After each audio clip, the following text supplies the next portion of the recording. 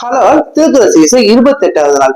இன்னைக்கு திருவள்ளுவர் நமக்கு என்ன சொல்றாரு சொல்லி பார்த்தோம்னா, நெறிமொழி மாந்தர் பெருமை நிலத்து மறைமொழி காட்டிவிடும் அப்படின்னு சொல்றாரு. இதுக்கு பொருள் என்ன, மீனிங் என்னன்னு சொல்லி நம்ம பார்த்தோம்னா, நெறிமொழி மாந்தர் பெருமை.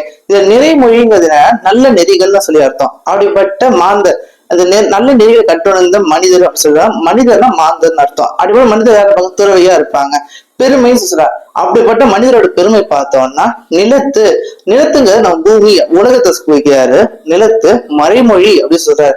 மறைமொழியை சொல்லி பார்த்தோம்னா அவங்களை பற்றி பெருமை கொடுக்கிற நூல்களா இருக்கட்டும், இல்ல நன்னெறிகளை ஓதிக்கூடிய நூல்களா இருக்கட்டும், இல்ல அவங்க அந்த மனிதர்கள் சொல்லக்கூடிய வார்த்தைகளா இருக்கட்டும், மறைமொழி காட்டிவிடும் அப்படின்னு சொல்றாரு. காட்டிவிடும்னா அவங்களோட உன்னதத்துவத்தை அவங்க சொல்லக்கூடிய அந்த மறைமொழியை காட்டி கொடுக்கும். அதை நல்ல சான்றா அமையும் அப்படின்னு சொல்றாரு. ஒன் லைன் நீங்க அர்த்தம் எடுத்துக்கணும்னா, நல்ல நெறிகள் கட்டுணர் துறவிகள் யாருன்னு பார்த்தோம்னா, அவங்க இந்த உலகத்துல அவங்க சொல்லக்கூடிய வார்த்தைகளான மறைமொழியை அவங்களுக்கு சான்றா இருக்கும் அப்படின்னு சொல்லி திருவள்ளுவர் சொல்றாரு. இன்னைக்கு நம்ம திருக்குறள் பார்த்துக்கோம். மீண்டும் நாளைக்கு 29வது திருக்குறள் சந்திக்க. நன்றி.